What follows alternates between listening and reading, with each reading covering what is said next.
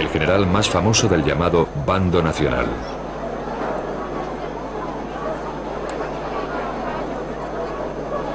Antes de emprender su ofensiva, decidió enviar un mensaje al mundo exterior que expresaba el futuro incierto que impondría en toda España.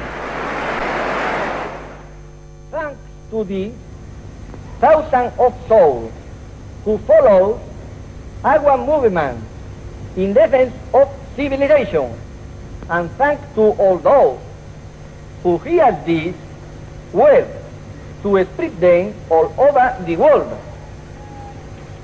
Country, religion, family, this is our aim and strength. ¡Viva España! Patria, religión y familia. Aquellas palabras desnudas no daban una pista sobre la verdadera naturaleza de la cruzada de Franco. Con tropas moriscas, famosas por su inigualable brutalidad como punta de lanza, el ejército de Franco se dirigió hacia el norte bajo las órdenes de su colega, el general Yagüe. Los rebeldes aplastaron toda resistencia. Badajoz demostraría al resto de España lo que les pasaría a quienes opusieran resistencia. Pero el objetivo de Franco no era simplemente conquistar, sino llevar a cabo una limpieza, como él mismo afirmó. De manera que cuando cayó la ciudad, cientos de sospechosos fueron reunidos y conducidos a través de la ciudad. Un periodista portugués, Mário Neves, fue testigo de lo sucedido. Bajaron por la calle desde la catedral hasta la plaza de toros. Había una rua que descia da catedral em direção à praça de Toros. Cuando llegué allí, vi que ya había muchos prisioneros dentro de la plaza. Já muitos presos lá dentro.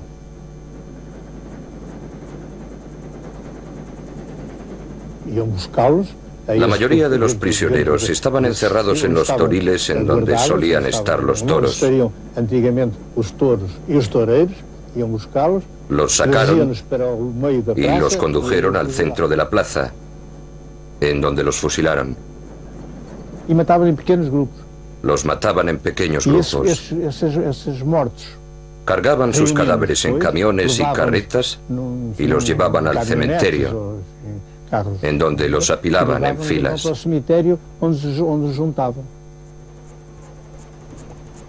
Se calcula que fueron masacradas allí unas 2000 personas, muchas de ellas civiles, pero los nacionales fueron sistemáticos. Como Franco dijo, no habrá tregua ni compromiso. Seguiremos adelante, cueste lo que cueste. Aquel fue el momento de la verdad y sería presenciado por todo el mundo. Franco como Salvador. Solo que Franco no estaba allí.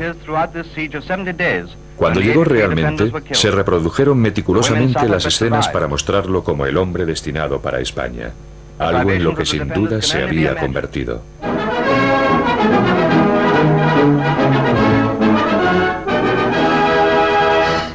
Con el paso de los días llegaron más noticias, y de nuevo había una gran distancia entre la imagen dada y la realidad. In Burgos, the seat of the Spanish rebel government, there is a big crowd for a big occasion. For General Franco has arrived on very special business. And amid the plaudits of the multitude, they go inside to the old palace, where he addresses the leaders of the rebellion assembled to hear him. He is nominated head of the state, and his friends again embrace him on the appointment. Lo que los dignatarios allí reunidos no podían saber era que la impresión ofrecida por Franco de haber sido investido como la autoridad suprema era, por decir poco, equívoca. Las pruebas ahora disponibles revelan que los generales estuvieron discutiendo hasta el último momento cuáles debían ser exactamente los poderes que otorgarían a su ambicioso colega. Ahora sabemos que justo antes de la liberación del Alcázar, los generales rebeldes abandonaron el frente para reunirse en esta finca cerca de la ciudad de Salamanca. Aquí nombraron a Franco jefe de Estado, o generalísimo, como sería conocido. Franco, no obstante, también deseaba el poder político, y para obtenerlo, sus seguidores concertaron otra reunión. Entre ellos destacaba su hermano Nicolás, que habría de jugar un papel decisivo en el meteórico ascenso de Franco. Después del golpe efectista orquestado por Franco en el Alcázar, Nicolás organizó una bienvenida para su hermano que impresionaría a sus colegas cuando regresaron a la segunda reunión. En la finca utilizaron el comedor familiar como sala de reuniones.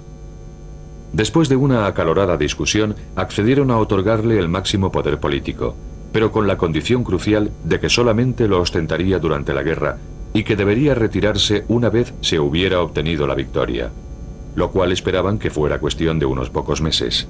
Esta limitación, sin embargo, no les pareció suficiente a algunos de los militares de más edad.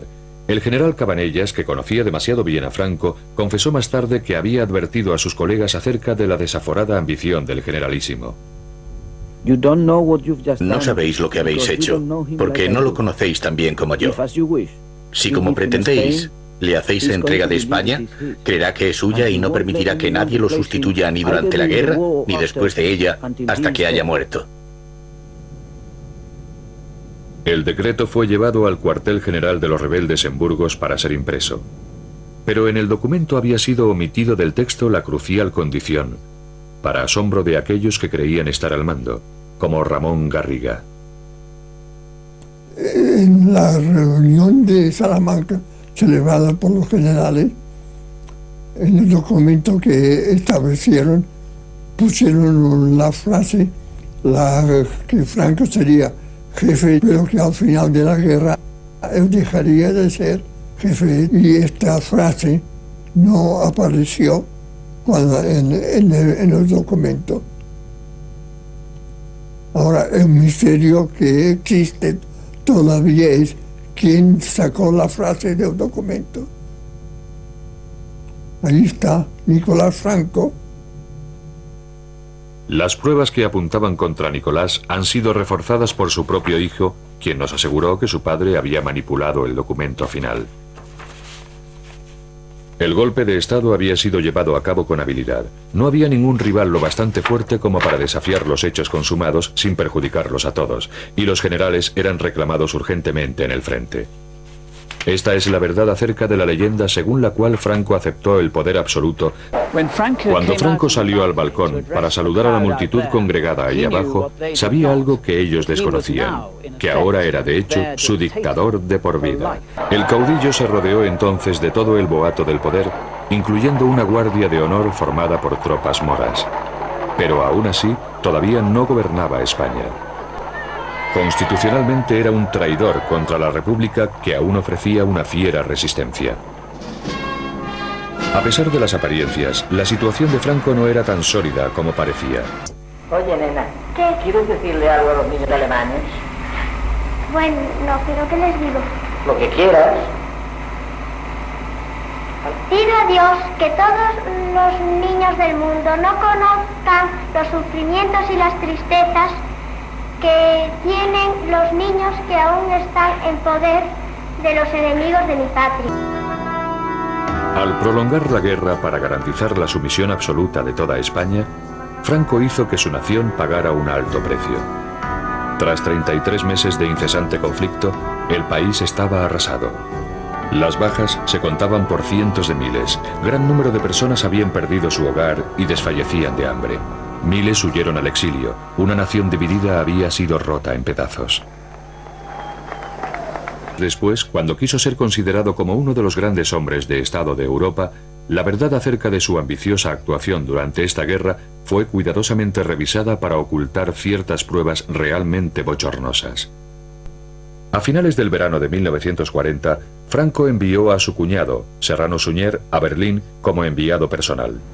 Empfing den Abgesandten General Brancos, Innenminister Serrano Suñer, zu einer längeren Aussprache in der neuen Reichskanzlei. A Serrano se le encomendó que informase a sus anfitriones de que España entraría en guerra en el bando alemán a cambio de ayuda y armas y un buen trozo de África del Norte en donde volver a instaurar el imperio español.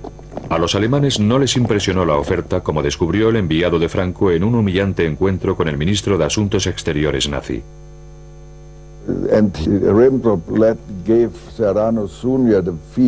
Ribbentrop dio a entender a Serrano Suñer que, al fin y al cabo, ellos no eran más que un pelele de los alemanes. A Hitler no le interesaba demasiado lo que España necesitaba para tomar parte en la guerra. Franco había sobrevalorado sus cartas, pero no se rindió y conminó a su cuñado para que perseverara, diciéndole que aquel desprecio era obra de los subordinados de Hitler y no del propio Führer. Serrano pronunció entonces un discurso grabado por los alemanes, pero suprimido más adelante por los españoles. Este documento ha sido descubierto recientemente.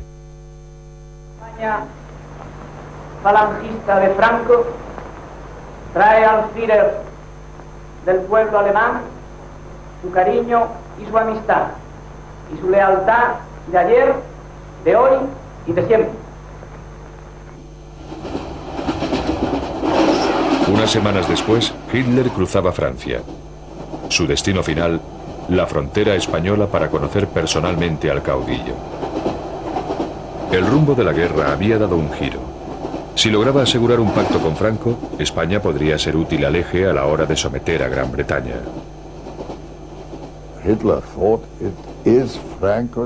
Hitler pensó que Franco tenía el deber de entrar en el bando alemán, como agradecimiento por todo lo que Alemania había hecho por España y por Franco en concreto. Actualmente en España, se piensa que Franco acudió a la cita con Hitler totalmente decidido a pedir lo imposible para de esa forma mantener a España al margen de la guerra. Las pruebas demuestran lo contrario. Acompañado por su cuñado, Franco partió de San Sebastián hacia su fatal encuentro en Hendaya, a solo 25 kilómetros de la frontera francesa.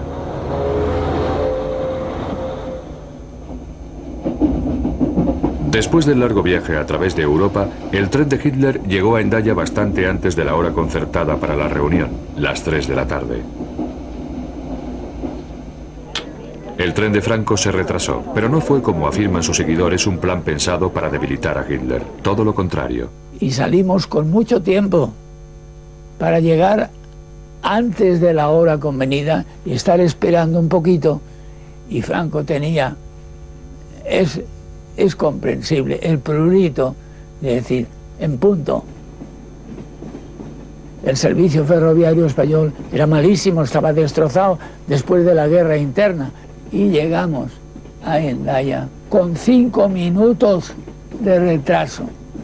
Franco iba nervioso y los 5 minutos de retraso le produjeron un gran disgusto.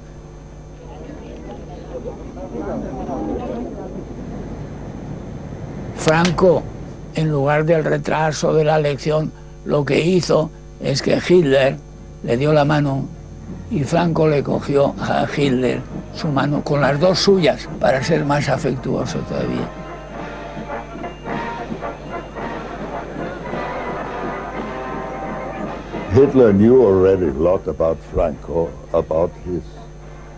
Hitler sabía entonces mucho sobre Franco, sobre sus métodos, sus tácticas.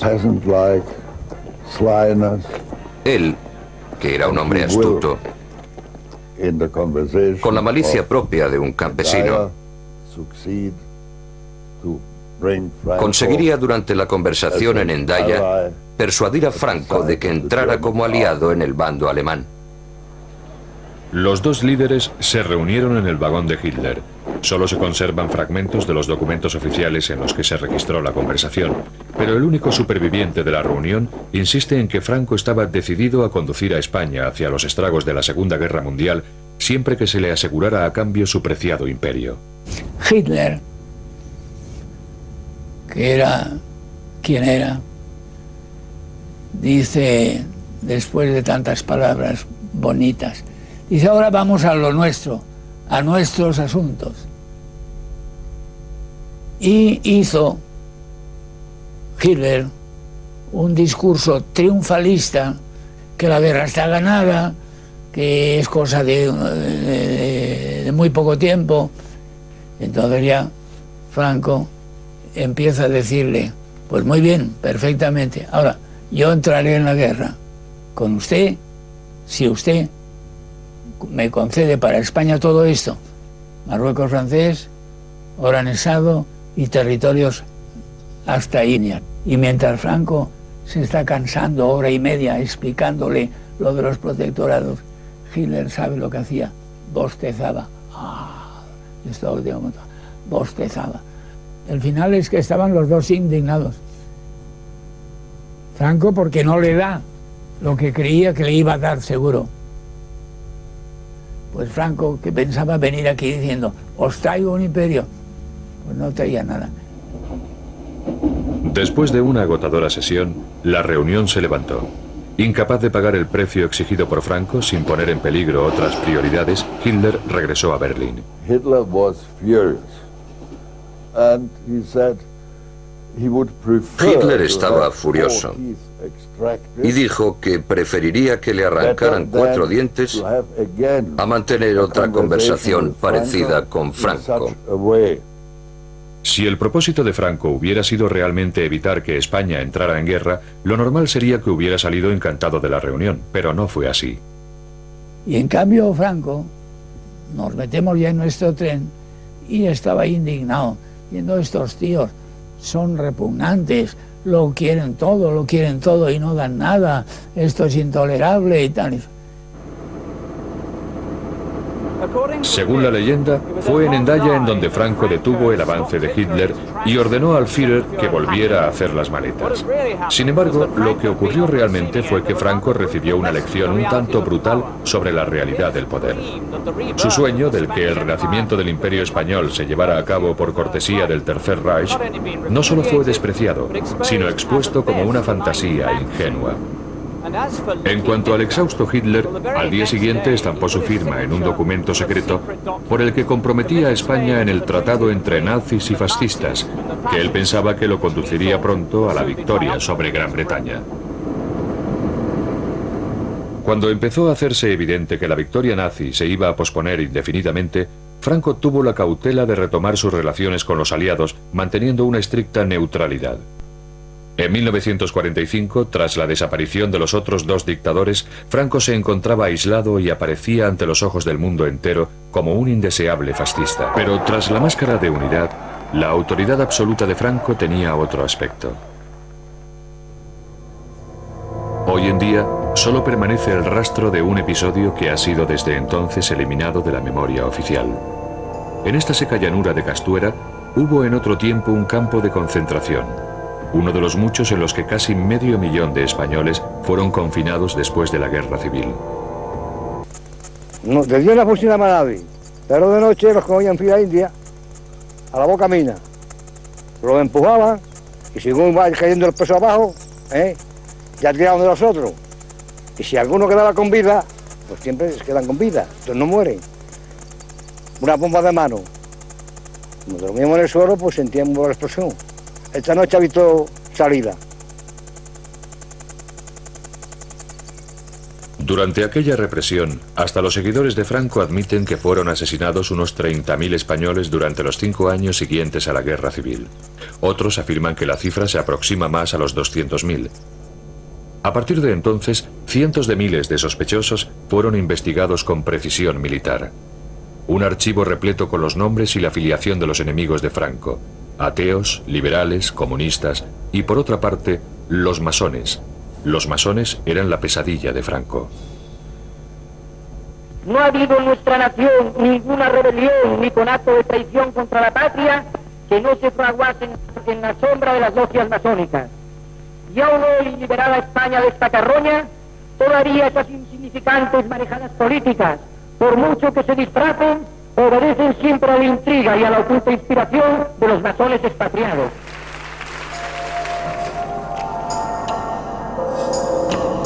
El odio que Franco sentía por la masonería era tan obsesivo que llegó incluso a construir su propia logia masónica como recuerdo permanente de aquel particular descenso al infierno.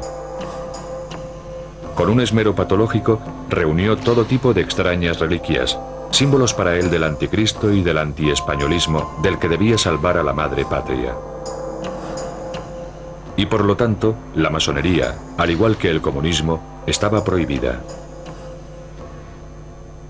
Franco presidía un sistema judicial en el que la pena máxima por un acto de subversión era la muerte. Ni a pesar de las advertencias de sus colaboradores, temía tomar él mismo la decisión final.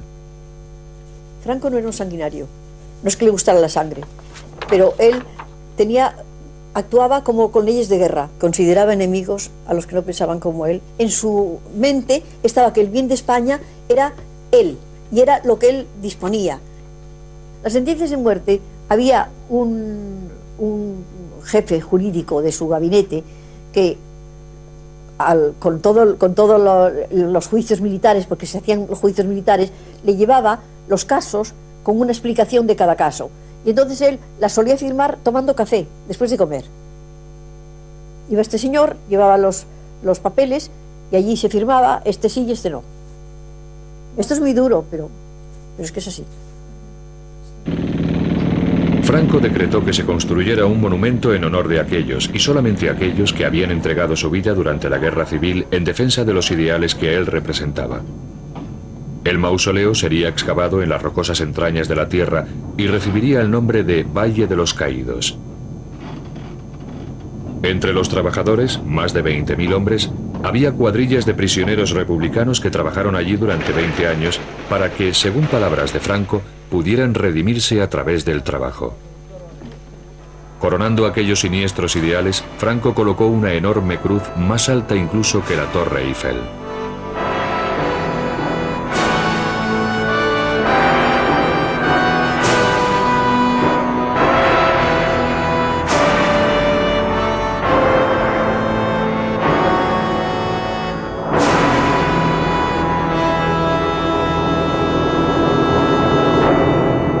Sin embargo, aquellos ideales no podían sobrevivir sobre la base de una economía que hacía aguas. Franco necesitaba urgentemente ayuda del mundo exterior, que había rechazado repetidamente sus propuestas. Por fin, Franco podía empezar a relajarse y a cultivar una imagen diferente. Ya no era el caudillo en plena cruzada, sino un hombre paternalista y generoso que protegía al pueblo español. Y de esta paz y tranquilidad de España envío mis votos de paz y de felicidad para todo el mundo del año 1963. Gracias, Excelencia. Detrás de aquella fachada paternal, sin embargo, se seguía imponiendo una política represiva, algo que Franco comprendía perfectamente. En toda Europa, los años 60 fueron el comienzo de una nueva era de libertades sociales y de protestas políticas, pero no en España, en donde el Estado policial seguía amordazando la libertad de expresión y opinión. Franco no comprendía los cambios que agitaban al mundo exterior y sentía una profunda adversión por el modo en el que empezaban a infiltrarse también en España. Era un anciano que se refugiaba cada vez más en la seguridad nostálgica de la finca privada que se había construido en El Pardo. Para el resto de los españoles, se fue convirtiendo poco a poco en un fantasma de sí mismo que planeaba perpetuamente sobre su destino, incapaz de ceder y que se negaba a marcharse. Pista sobre la verdadera naturaleza de la cruzada de Franco. Con tropas moriscas, famosas por su inigualable brutalidad como punta de lanza, el ejército de Franco se dirigió hacia el norte bajo las órdenes de su colega, el general Yagüe. Los rebeldes aplastaron toda resistencia. Badajoz demostraría al resto de España lo que les pasaría a quienes opusieran resistencia. Pero el objetivo de Franco no era simplemente conquistar, sino llevar a cabo una limpieza, como él mismo afirmó.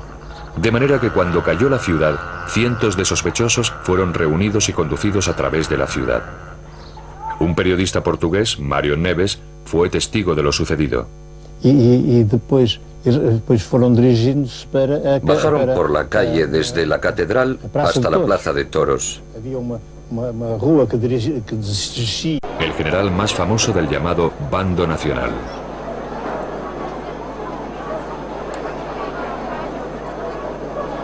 Antes de emprender su ofensiva, decidió enviar un mensaje al mundo exterior que expresaba el futuro incierto que impondría en toda España. Thanks to the thousands of souls who follow our movement in defense of civilization, and thanks to all those who hear this word to spread them all over the world. Country, religion, family, this is our aim and strength. ¡Viva España! Patria, religión y familia. Aquellas palabras desnudas no daban una pie entre la imagen dada y la realidad. In Burgos, the seat of the Spanish rebel government, there is a big crowd for a big occasion.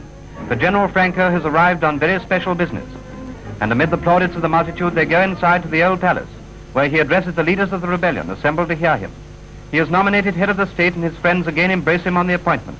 Lo que los dignatarios allí reunidos no podían saber era que la impresión ofrecida por Franco de haber sido investido como la autoridad suprema era, por decir poco, equívoca.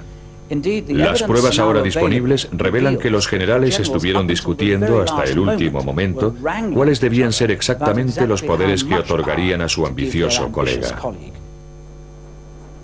Ahora sabemos que justo antes de la liberación del Alcázar, los generales rebeldes abandonaron el frente para reunir.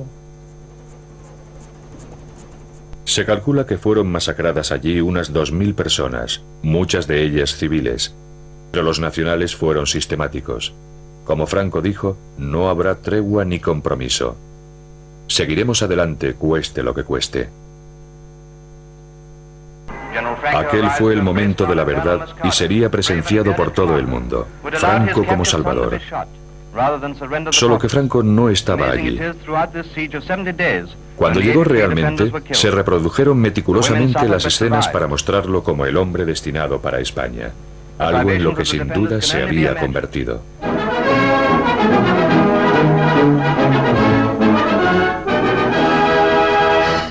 Con el paso de los días llegaron más noticias y de nuevo había una gran distancia.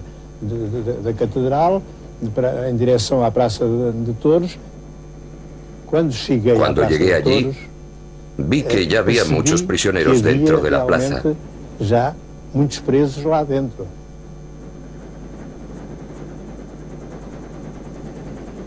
Iam buscá-los. La mayoría de los prisioneros estaban encerrados en los toriles en donde solían estar los toros. Antiguamente los toros y los toreros iban a buscarlos. Los sacaron y los condujeron al centro de la plaza, en donde los fusilaron. Y mataban en pequeños grupos. Los mataban en pequeños grupos. Esos muertos cargaban sus cadáveres en camiones y carretas y los llevaban al cementerio, en donde los apilaban en filas.